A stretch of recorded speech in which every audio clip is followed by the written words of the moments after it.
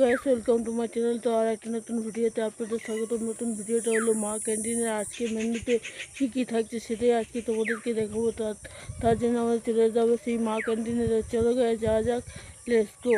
Gas finally চলে এলাম মা ক্যান্টিনে। আর মা ক্যান্টিনের নামটা চেঞ্জ হয়ে গেছে। তোমরা তো অনেকেই জানো যে নতুন সরকার আসাতে মা ক্যান্টিনের নামটা চেঞ্জ হয়ে মা আহার লেখা আছে। তো এই মা আহার ক্যান্টিন আজকে থেকে চালু হয়নি, অনেক দিন আগে থেকে এই মা আহার ক্যান্টিনটা চালু হয়েছে। তো এই ক্যান্টিনে আজকে মেনুতে কী কী থাকছে সেটাই তোমাদের মা আহারে কি আজকে মেনুতে কী কী থাকছে তো বলবো করছি, কিন্তু বলছি না। এবারে তোমাদেরকে বলে দেবো যে মা ক্যান্টিনে কী কী থাকছে মেনুতে।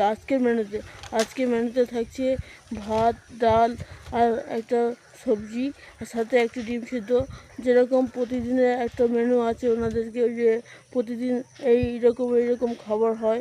যেমন ওনারা দেখছি সোমবার দিনে মাছ ভাত থাকছে, আর একটা মাছ, একটু ভাত আর একটু তরকারি দিয়ে 5 টাকা রেখেছে। যেহেতু প্রতিদিনের খাবারটার দামই 5 টাকা রেখেছে।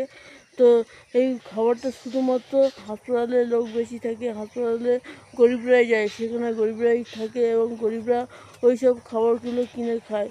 তো মা ক্যান্টিনের খাবার আজকে মেনুটা তোমাদের কাছে কেমন লেগেছে অবশ্যই জানাবে।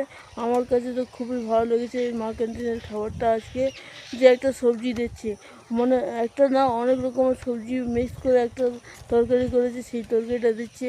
আর ওই তরকারিটা আমি খেয়েছি, আমার কাছে খুবই ভালো লেগেছে। কারণ দেখো, এই তরকারিটা মোটামুটি অতটা ঝোল ছিল না, মোটামুটি যেরকম বাড়িতে তৈরি করা হয় সেরকমই ছিল। তো এই ছিল আজকে ভিডিও।